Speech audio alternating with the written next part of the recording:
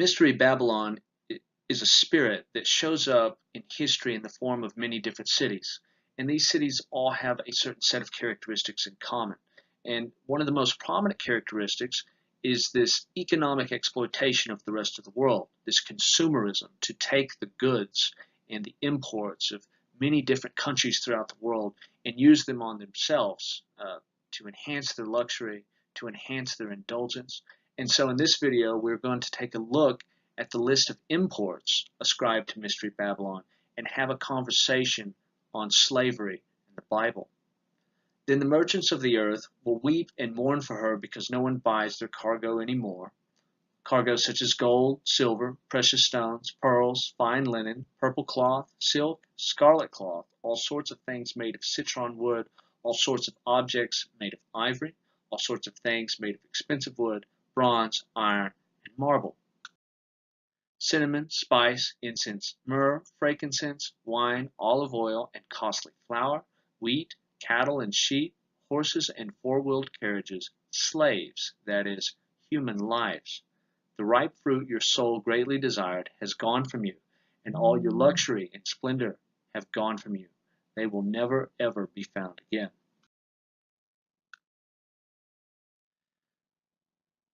What we find is there's a particular type of structure that the biblical writers oftentimes use in order to bring attention to a point in the text that they would like to highlight.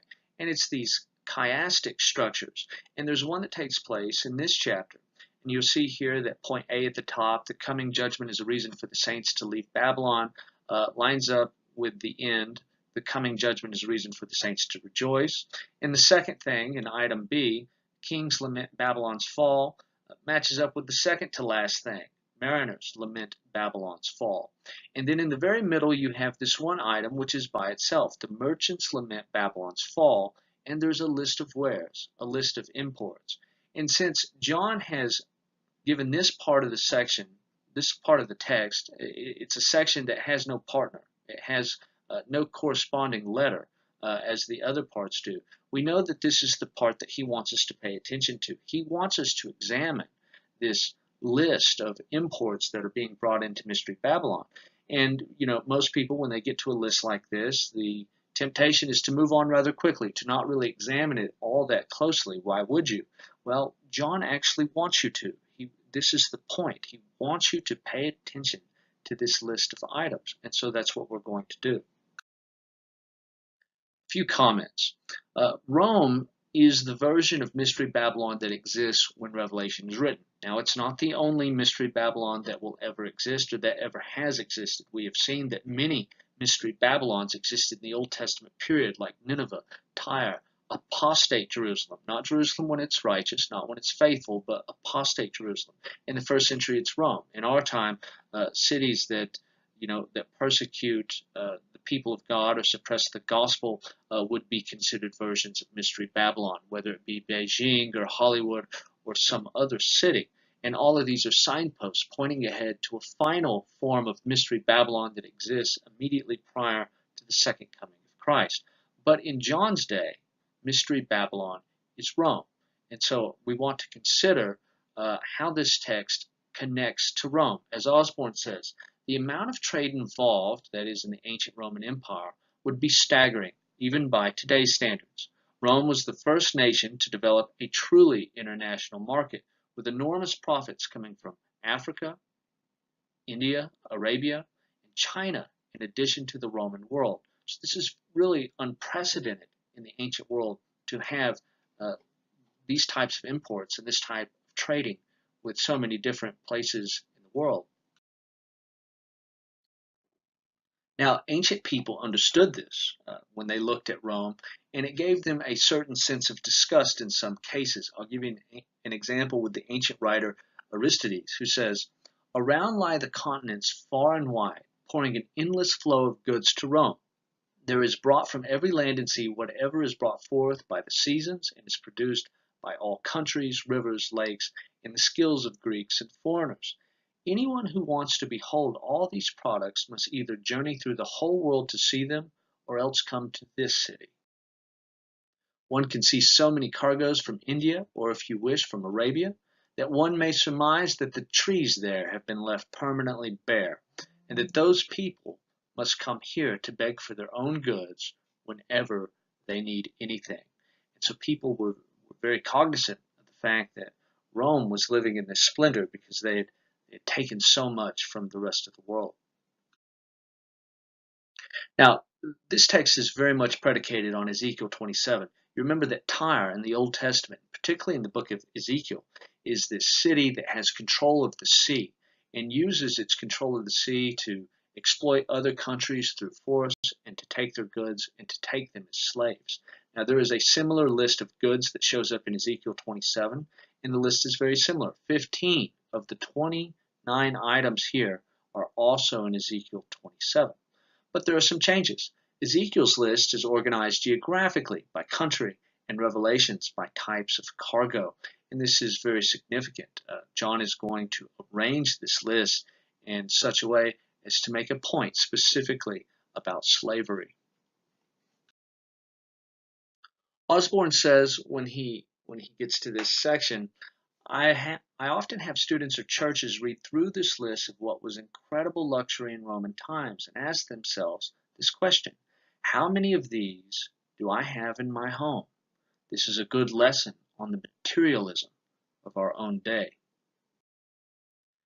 Now here's a map to sort of give you a sense. Again, we're going to go through this list and look at these items one by one, but here you can get a sense of the reach of Rome and how these various things on this list were coming into Rome and where they were coming from.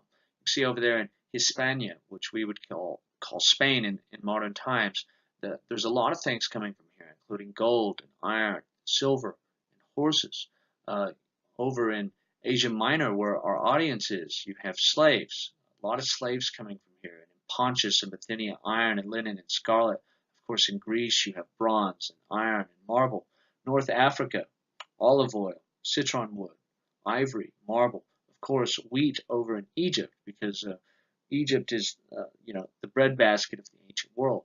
And then, silk comes from China. There are a number of things here that come from east of the Roman Empire that are not on the map. And so this map will give you a sense of the imports coming into Rome, how vast the economic reach of Rome was through trade and through the forced trade and the exploitation it received as a benefit of its military exertion against the rest of the world. We'll begin the list with gold. Gold was so prevalent as a sign of wealth in the first century Rome, between gold ceilings and shoe buckles and jewelry, that wealthy Romans began to turn to silver. Just because gold was becoming passé. I mean, there was a lot of it around, and so wealthy folks were giving up gold for silver just for stylistic reasons. And you can see here several items of gold from the ancient world.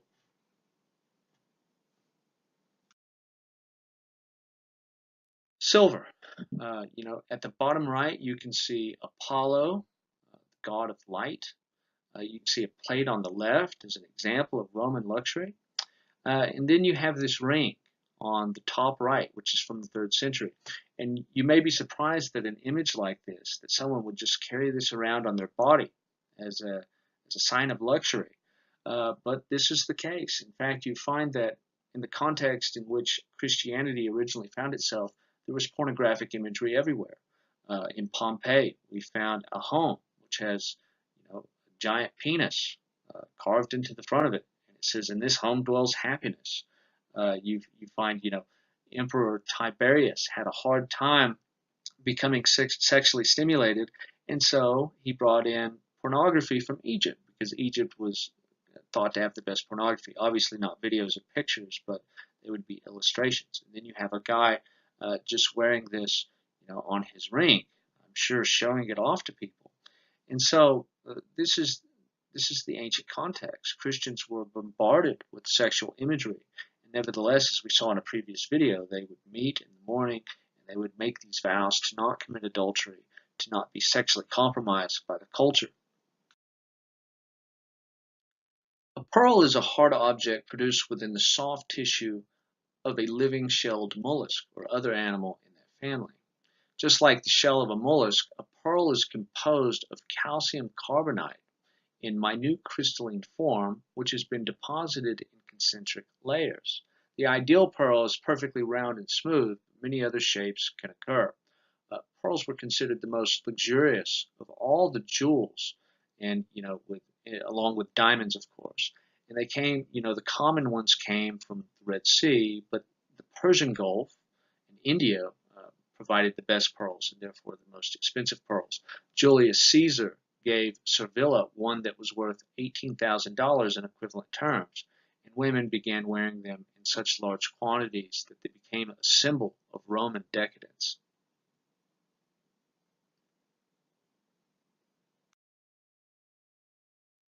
Linen.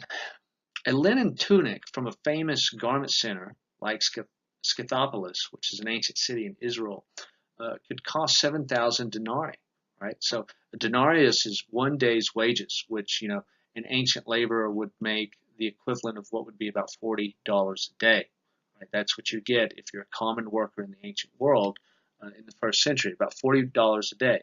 So one of these linen tunics would be about $280,000 in equivalent terms. And of course, at the top right, you can see kind of the stereotypical image of a senator with his linen tunic.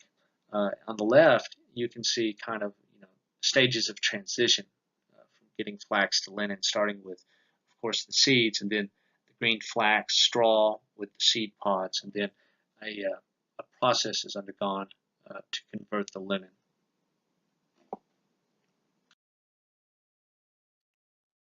Purple. Now, purple cloth was especially expensive, for the dye was derived from the murex, a tiny shellfish, and it was only a drop at a time, so incredible numbers of shellfish were needed for a single garment. You can see that process here on the screen. Only the extremely wealthy could afford a silk, a linen, or especially a woolen garment. Now, I assume that the woolen garments were the most expensive because it would take so much purple dye to saturate the wool. Now, Pliny called the shellfish, Pliny is an ancient writer that we've encountered before, he called the shellfish the greatest source of moral corruption. And he did that because both pearls and purple dye came from the shellfish. And so it was natural for him to associate the shellfish with human corruption, you know, because their high cost was matched by the high demand in opulent Rome. People in Rome wanted their shellfish because of everything that it could produce in terms of luxury, and people paid incredible amounts. Now, someone told me that they read somewhere. I haven't read this personally. I've read on this purple a number of times, but that these garments smelt really bad uh, because this purple fluid that came out of the shellfish. I don't know if that's the case, but nevertheless, you can see what a long, slow, and tedious process it would be to get this much purple out of a shellfish. Silk. While only women were normally supposed to wear it, there are exceptions. Josephus spoke of Roman soldiers wearing silk at the triumphs of Vespasian and Titus. It was incredibly popular among the upper classes. There were rare instances when men would wear it, but usually it was for women, probably because it was soft. But you can see here at the top right the Silk Road coming out of China, which, as it turns out, is more than one road. But China became very wealthy, uh, sending this silk into the rest of the world. You see at the bottom right a depiction of Chinese women making silk.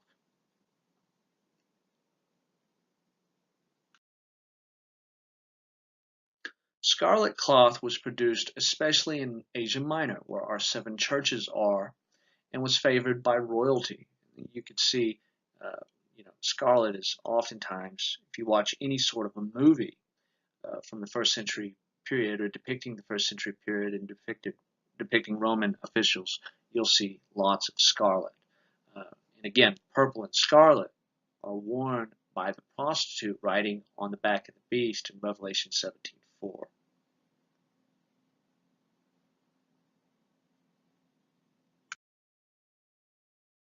Citron wood from a tree in North Africa. And it was the most expensive of all wood in the first century period. This is because it was resilient to decay and staining. This latter quality made it the ideal surface upon which to serve wine to guests. Right? Because if you're an ancient rich guy, you're having these banquets, you're having these food and wine parties, and when some knucklehead dumps his wine out on your table, you don't want it to stain.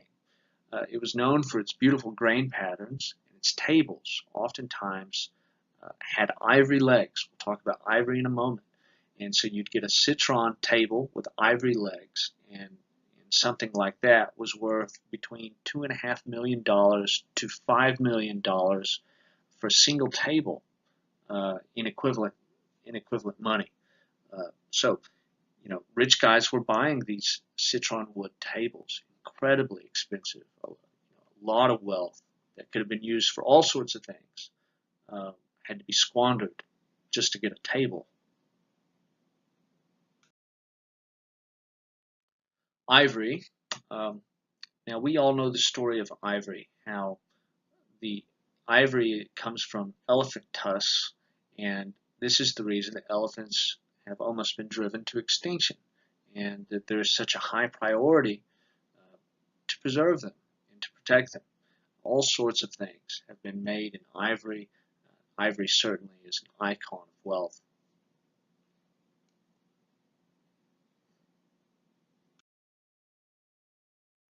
The wood here would refer to other expensive woods that were used for furniture, paneling, or sculpture, and that would include, maple wood, cypress, cedar wood. You can see here at the top right some altars made for the god Jupiter. You can see, it's wood, right? Wood has always been used for all sorts of things. All sorts of furniture is made of wood, but if you're a rich guy, you can have cedar wood and maple wood and cypress, and especially citron wood. These things would adorn your home and would be a token of your status.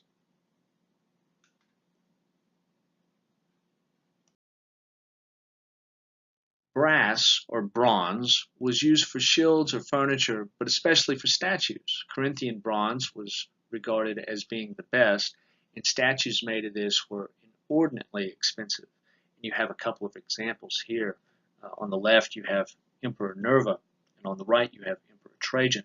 And then you have a number of other vessels made of bronze.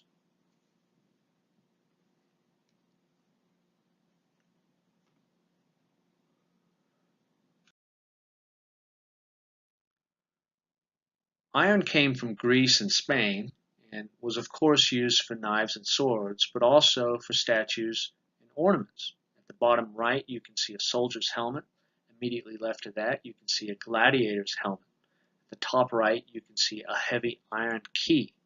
You can see an old Roman nail in the middle of the screen. Nails were expensive. And on the left, you can see the archaeological discovery of iron weapons that date to the Roman period.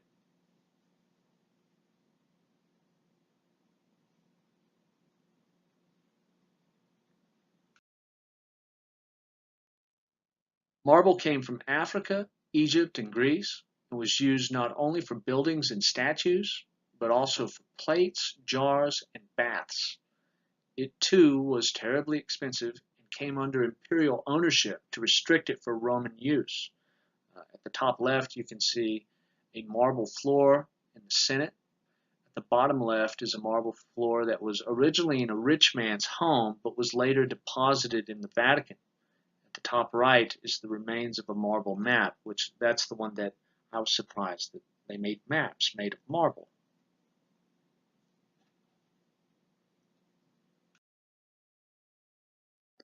Cinnamon came either from Eastern Africa or the Orient and was also quite expensive, used for perfume, incense, medicine, and a flavoring for wine.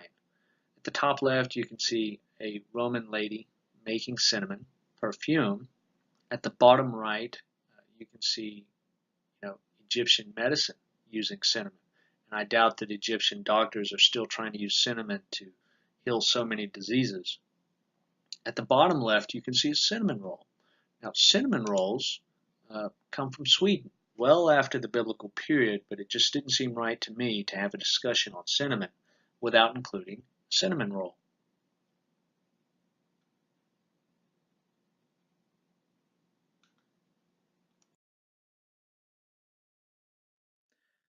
The item translated as spice is amomine, which is a fragrant spice shipped in from India and is often used for hair fragrance. On the right, you can see a perfume bottle that dates between 100 BC and 200 AD, so right here in the period with which we are concerned. On the left, you can see one that is 100 AD, and it is remarkably well preserved. At the middle, you can see the plant itself, and above that, you can see Egyptian women converting it into perfume.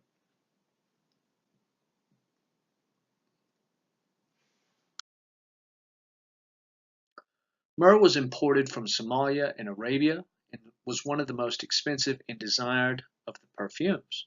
And it was also used as a medicine, it was used as a spice, etc. You remember that someone anointed Jesus with this in Luke chapter 7, and it was taken to anoint his corpse after he died. On the bottom right, you can see that scene in Luke chapter 7. On the left, you remember that myrrh was one of the three gifts that was presented to Jesus in Matthew's gospel when he was born from the three wise men. And apparently, someone here found a way to market that.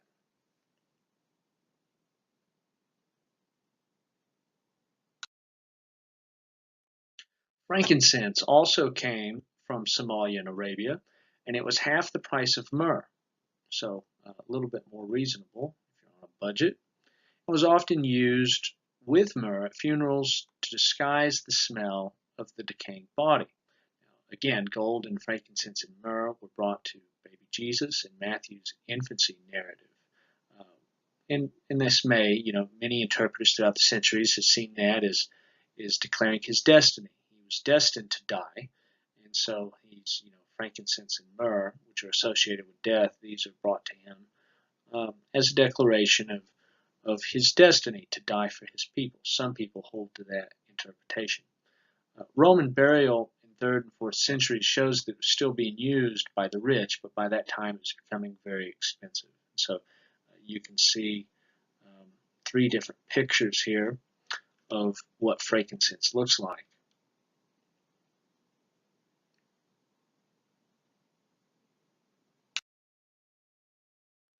Wine came primarily from Sicily and Spain and was highly profitable, so much so that many wealthy Romans would grow grapes rather than grain on their estates. At the right, you can see a wine press. We looked at several of these in a previous lesson. This colorful wine bottle here is very well preserved. It dates from 500 BC. On the left, you can see depictions of Bacchus, the god of wine.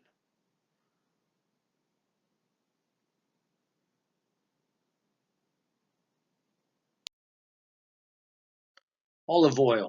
Olive oil was used for all sorts of things. It was used in food, it was used for anointing, it was used for religious purposes, it was used in lamps um, for illumination. It was just used for all sorts of things. And as it turns out, getting the oil out of an olive uh, is pretty difficult. And so that's why you have this very heavy device. You have these 2 strong guys with this rotating device with these 2 heavy stones that would be used to crush again and again the olives to get all the oil out.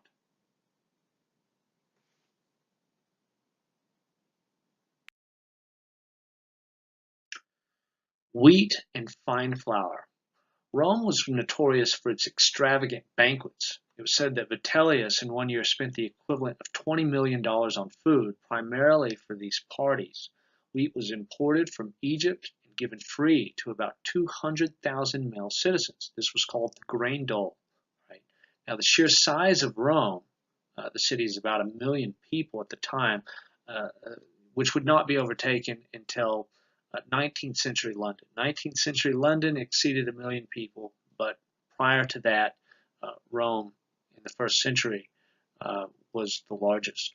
It meant the rest of the empire suffered to supply the massive amounts, estimated at 80,000 tons annually, that were needed to feed the Roman populace. Now, bitterness was a natural result, especially of the dole. 200,000 people getting free bread just for being citizens. Now, this provoked riots at the time of the Apostle John, and his audience would be very familiar with the circumstances surrounding wheat and fine flour in the empire.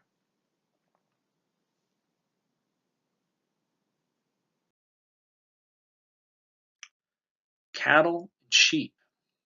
The animals listed here are not those transported to Rome and other cities for games, such as lions and elephants and wild bulls, etc.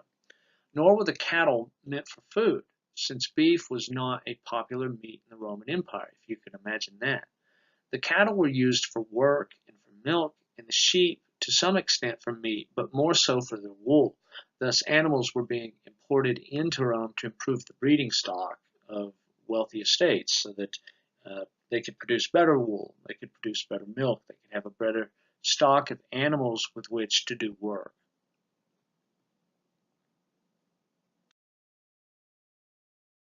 Horses, of course, had many uses. The best of them were used for chariot races, incredibly popular throughout the empire, were chariot races, and they were also needed by the army and for work.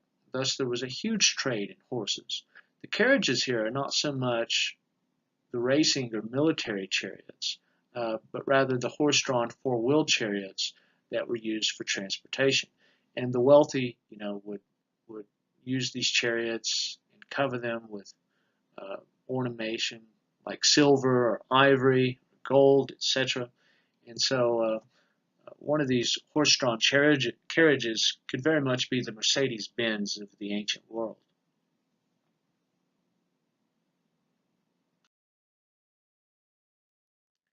And then, last of all, he discusses slaves.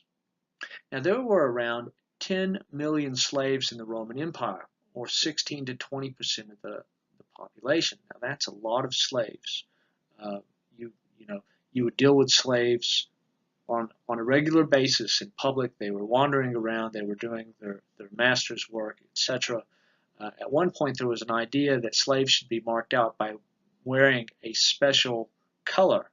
Uh, but then it was recognized that then slaves would see how numerous they are, and they may be prone to a revolt. Slavery was not based on race in the ancient world. It's just it's the human tendency to try to read the Bible through our own circumstances or through our own national histories. Those of us here in the United States, where we had a civil war that killed a lot of people, and slavery was one of the central issues in that war. We think of slavery, we think of racism, but this is not the case in ancient Rome. In fact, when Pompeii was destroyed, they found an underground shelter where people were hiding, and the slaves were on one side of the room, and the freemen were on the other side of the room, and anthropologists have been able to confirm that there was a rich African who was on the free side of the room. He probably had slaves on the other side of the room, and so definitely was not a slave thing. Now, or excuse me, a race thing. Now, more slaves in the empire came from Asia Minor than anywhere else for Rome. So, if John is trying to provoke their sense of bitterness over the slave system in the Roman Empire, he could very well do so here because, uh, you know, the best slaves were considered to have come from Asia Minor. Now, Williamson reminds us that archaeologists have found the remains of slave markets in the cities of three of these seven churches, in Ephesus, and Sardis, and Thyatira.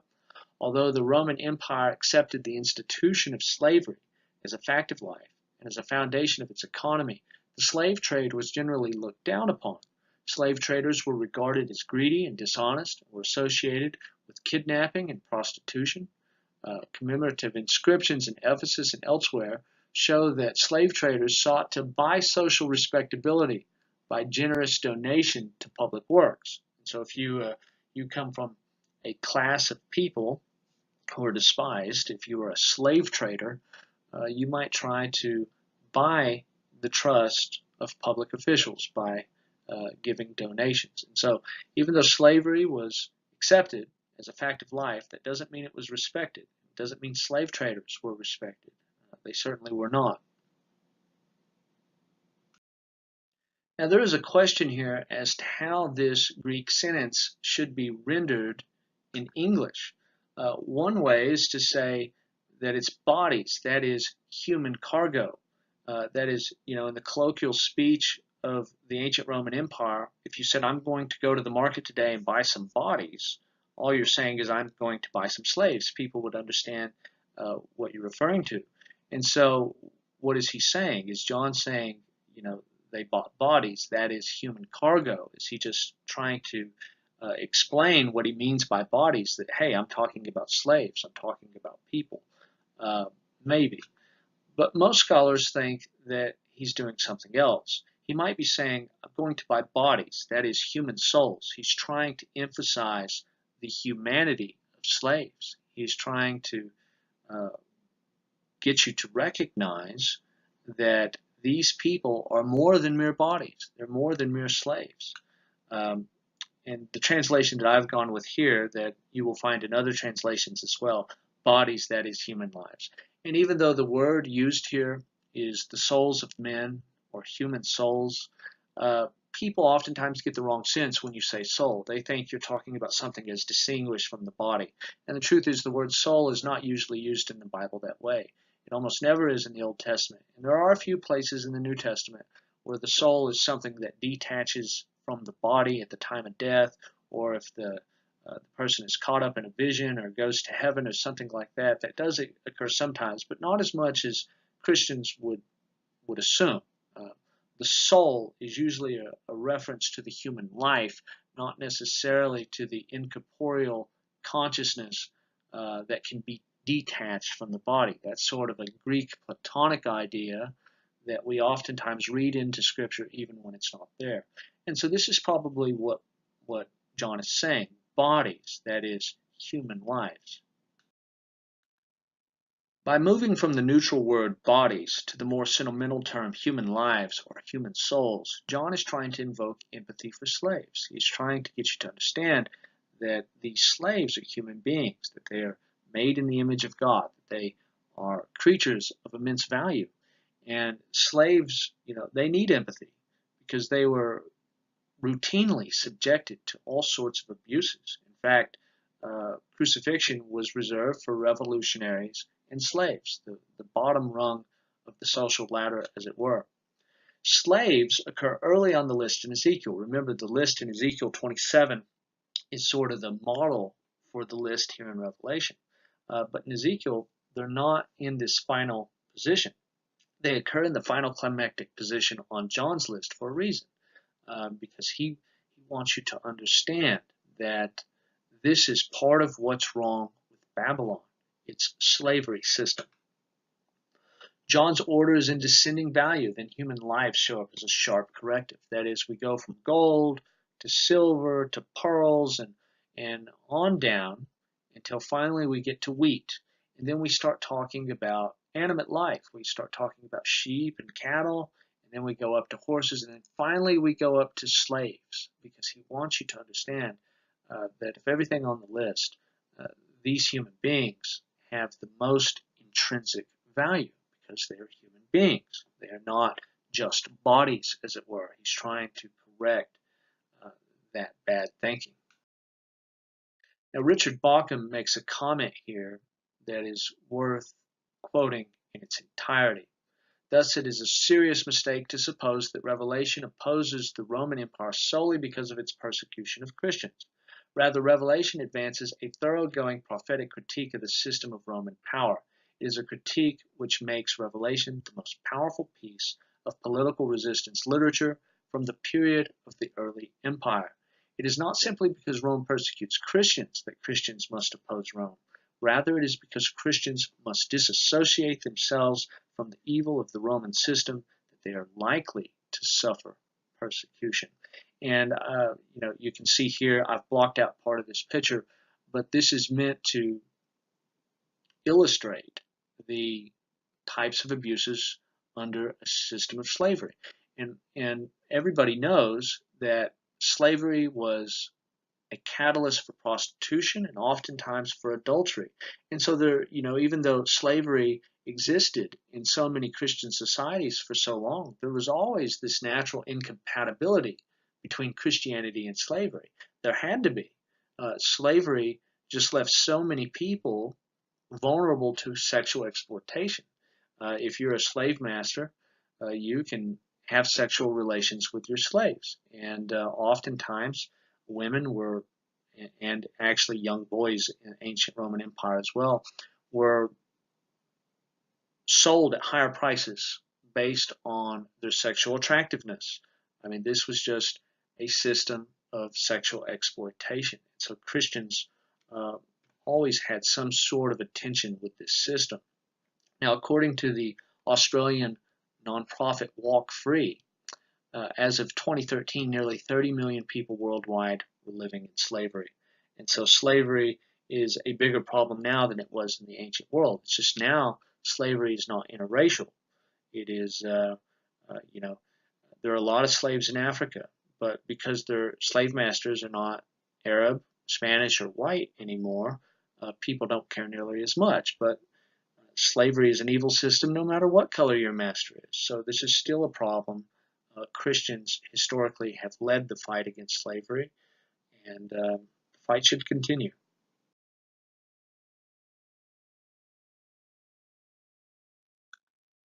The question of slavery in the Bible is a huge question, and this is a huge topic, and I'm certainly not about to deal with this on the measure that it deserves, but I do want to have a brief conversation about slavery in the Bible, both Old and New Testaments. Now, the biblical God created a nation of liberated slaves. Now, this is a point that was pressed, when the British were seeking abolition of their slaves, when the Americans were seeking abolition of their slaves, and they were doing so from a theological standpoint, that God did not side with the taskmasters in Egypt. He did not side with the powerful. He sided with the slaves over against their taskmasters. And I think this is a good thing to remember, that when Yahweh reveals himself on a national level, it's this way. It's through the liberation of slaves. Now, the Old Testament accepts slavery as a reality of life, as all the ancient world did. However, there are a number of protections put in place for slaves to protect the vulnerable. The Sabbath is one such example. The seventh day is a Sabbath of the Lord your God. In it you shall not do any work, you or your son or your daughter or your male slave or your female slave or your ox or your donkey or any of your cattle or the immigrant who stays with you, so that your male slave and your female slave may rest as well as you. See, the Sabbath was given specifically to protect uh, the powerless from exploitation. I mean, this is what you have here: slaves, women, animals, immigrants, those who would most naturally be exploited in society. They are specifically pointed out in this text because Sabbath is given to protect the powerless. You shall remember that you were a slave in the land of Egypt, and the Lord your God brought you out of there by a mighty hand and by an outstretched arm. Therefore, the Lord your God commanded you to observe the Sabbath day. In other words, you were a slave, you know what it's like to be oppressed, and therefore you're not going to oppress others. You're going to make sure that everyone gets a Sabbath day so that they might rest from their work. Another example comes from Deuteronomy chapter 21. And, this text may bother modern people, and that's okay. It's okay when the Bible bothers us. We've come a long way, largely due to biblical influence in society. Western civilization has come a long way from what the sort of inhumanitarian and brutal deeds that were perpetrated in a regular basis in the ancient world.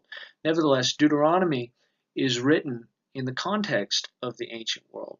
And the simple fact of the reality is that when wars take place and a city falls, the women there are vulnerable and they are going to be taken captive. Usually when a city falls, I mean, what happens to the women? The men go in and they do what they want. I mean, the rape and the sexual abuse starts immediately. But when Israelite men went to war, this was not permitted. There were laws to keep this sort of thing in check. When you go out to battle against your enemies, and the Lord your God delivers them into your hands, and you take them away captive, and see among the captives a beautiful woman, and have a desire for her, and would take her as a wife for yourself, then you shall bring her home to your house, and she shall shave her head and trim her nails. Now that is a sign of mourning for what she has lost. She shall also remove the clothes of her captivity, and shall remain in your house. In other words, you have to provide for her and mourn her father and mother a full month. And after that you may go into her, and be her husband, and she shall be your wife. It shall be, if you are not pleased with her, then you shall let her go wherever she wishes. But you shall certainly not sell her for money. You shall not mistreat her, because you have humbled her. All right, so again, the modern person may not be able to get past the fact that in the ancient world, marriages were oftentimes arranged, and captive women were oftentimes married off. This is just the way it was in the ancient world. I'm glad it's not that way now, but that is the way it was. That was simply the reality of the situation. Now, with that being said, there is a measure of protection here for enslaved captive women that is unique in the ancient world. First of all, you can't just go into the city and rape her as the spoils of war. In fact, you can't touch her for a full month. You have to support her in your home while she is mourning her family. Then afterwards, you may marry her if you choose to. Uh, Again, you can't just simply have sexual relations with her. She must become your wife, not a concubine. Remember, a concubine is a secondary wife that has no legal rights. She will be your wife, therefore she will have legal rights.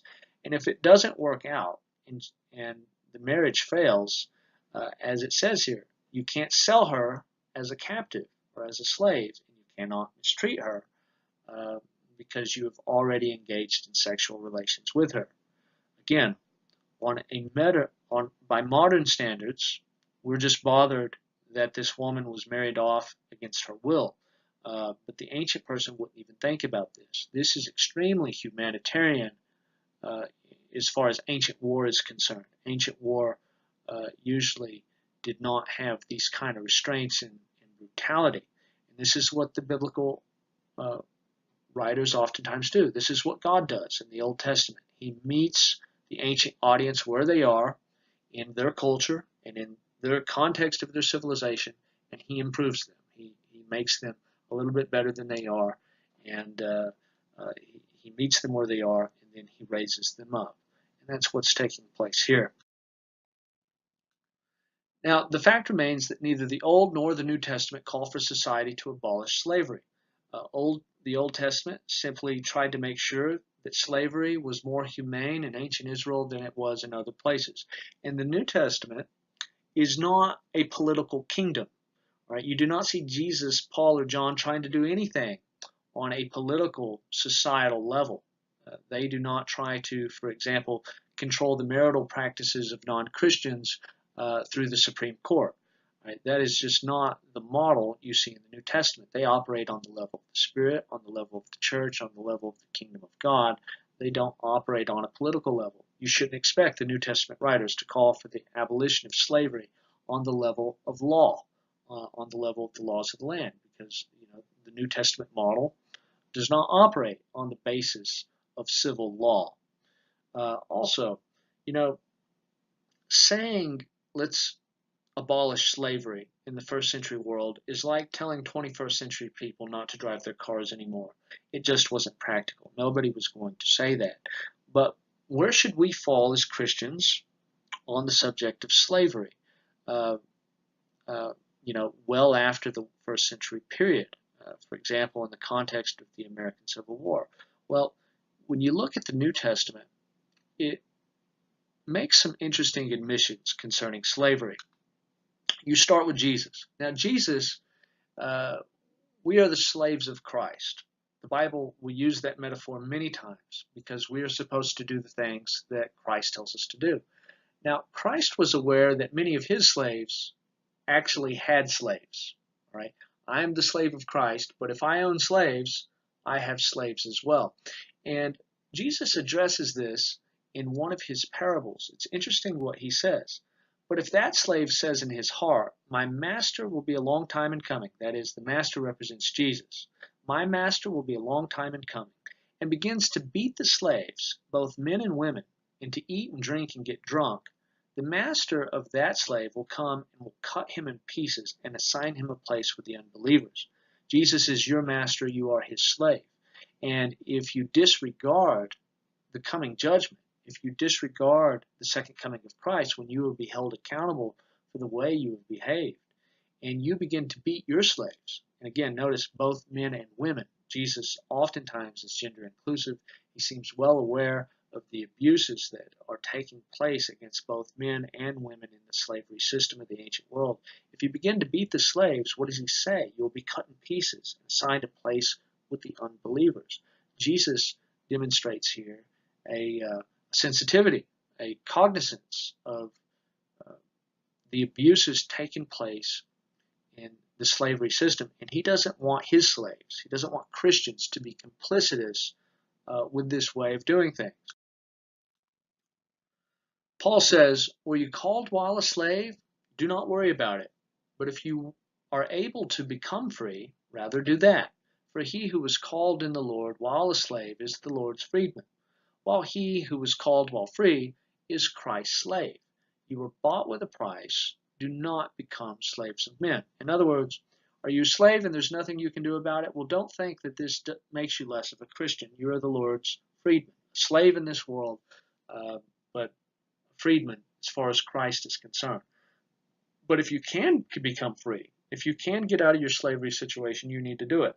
Now, there were people who were slaves and wanted to continue to be slaves, because they had room and board, they had food, and every slave master was not abusive. This happened after the American Civil War. There were slaves who tried to return to their slave masters and continue being slaves because that was all they knew. And if you were not in an abusive or exploitative situation, well, then why not? It's all you knew. And so here, Paul is saying, well, if you can get out of being a slave, because it's not appropriate to be a slave to men now that you are a slave to Christ. You need to be free so that you can serve Christ. In this passage, it's very interesting in the way that it came into play with the American Civil War, because there are many slave masters who would read this and say, well, Paul wants Christians to be free. And I have slaves, so what am I going to do? Well, I'm not going to allow slaves to receive the gospel, because if they become Christian, then I'm convicted by 1 Corinthians 7 to let them go. And I can't do that. I can't hold Christians in slavery, so I'm just not going to allow slaves to become Christian, which is a horrible situation. There were white ministers who sold themselves into slavery so that they could take the gospel to these slaves because their masters wouldn't allow it.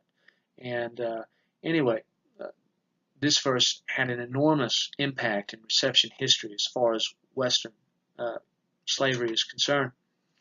And then, of course, Philemon. Onesimus, the slave, has ran away from his slave master Philemon and came to Paul, and Paul converted him. And Paul sends him back with a letter. For this, perhaps, it was why he was parted from you for a while, that you might have him back forever, no longer as a slave, but more than a slave, as a beloved brother. And there's another part in this letter. He says, I would have rather just kept him here with me so that he could help me in the service of the gospel. And the tradition is that Philemon let Onesimus go. And New Testament scholars debated as to whether or not Paul is trying to get Onesimus' freedom. But I think he is. Based on what he said in 1 Corinthians 7, that would make sense. And so Paul is not fond of the notions that Christians would be in slavery. And this has an intrinsic tension with the Great Commission. You're supposed to go and make the whole world Christian. Well, if the New Testament doesn't want Christians to be slaves, well, what do you do when the commission advances when people Christianize, including slaves. Do you continue to hold them in slavery? Well, it wouldn't seem like it'd be the biblical thing to do. The last one we will look at is this passage here in 1 Timothy. Understanding this, and we're going to use the English Standard Version, understanding this, that the law is not laid down for the just, but for the lawless and disobedient, for the ungodly and sinners, for the unholy and profane, for those who strike their fathers and mothers, for murderers, the sexually immoral, men who practice homosexuality, enslavers, liars, perjurers, and whatever else is contrary to sound doctrine. Now, the English Standard Version translated this as enslavers. The Greek literally says man-stealers, right? Now, man-stealing refers to a specific type of enslavement. It kind of works like this, to provide an illustration. You and your friends are sailing in a boat down the coast of Africa. You see a guy, you go and grab him and make him a slave. That is man-stealing, which Paul considers to be, right up there with homosexuality and murder and hitting your parents. Right? It's a grave abomination. And so while slavery is not specifically attacked by this term, I mean, you fall into debt, you can't pay your debt, you become a slave. That is not what's taking place here. Man stealing is forced slavery, taking a free person and forcing them into slavery. Well, in the American Civil War, people would open the Bible and they'd say, okay, I don't have to get rid of my slaves because the Old Testament and the New Testament never call for the abolition of slavery on a societal level. Well, we discussed that. There are reasons for that. However, what if the slavery situation in your country, as it was in the United States, is based on man stealing? Whether you are going and stealing free people in Africa, or other Africans, and this was happening pretty regularly, they are stealing other free Africans and selling them as slaves to Europeans and to Americans. That is a system of man stealing. That is, Paul calls that sin here. And so,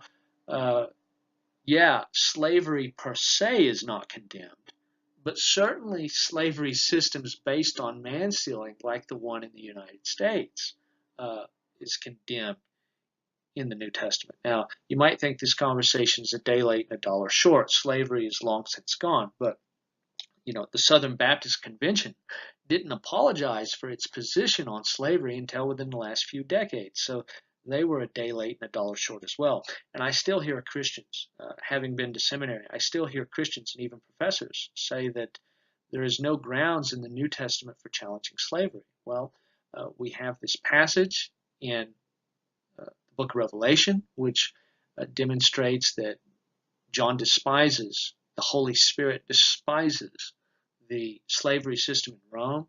We have man stealing here, which automatically condemns the American form of slavery. We have Jesus warning of the judgment to come for those who abuse slaves. And we have Paul suggesting that Christians should not be slaves, which is naturally in tension with the fact that we're supposed to convert all people. Well, what if you convert a slave? You're going to keep him as a slave after his conversion? That's in tension with Philemon. That's in tension with 1 Corinthians 7. And finally, you have the reality that all sorts of sexual abuses and adultery took place under the slavery systems, and that is obviously incompatible with the Christian way of life. And so, as far as the subject of slavery is concerned, it seems to me the natural Christian position on the basis of the New Testament is to be against it. Finally, the ripe fruit that your soul longed for has gone from you, and all your luxury and splendor have gone from you. They will never, ever be found again. Now, there is a play on words here. This word suki, or soul, occurs twice here. The souls of men and the fruit your soul longed for. In other words, your soul longed for the fruit of slaves. You wanted slaves.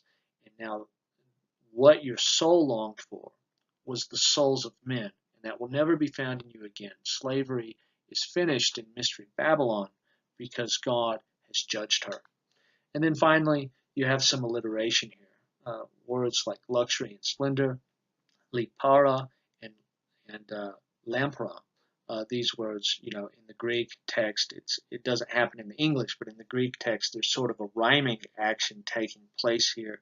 John is certainly not engaging in the sort of apocalyptic symbolism we have seen elsewhere in the book of Revelation, but nevertheless, he is still being very poetic in the way he describes the fall of Mystery Babylon, and some of these word plays and rhythms are not detectable in English. You have to read it in the Greek. But nevertheless, this is the stance that Revelation has taken in regard to slavery, and I think it's a good reminder for us because it reminds us that God is always compassionate toward those who suffer under systems of oppression and inequality in the world.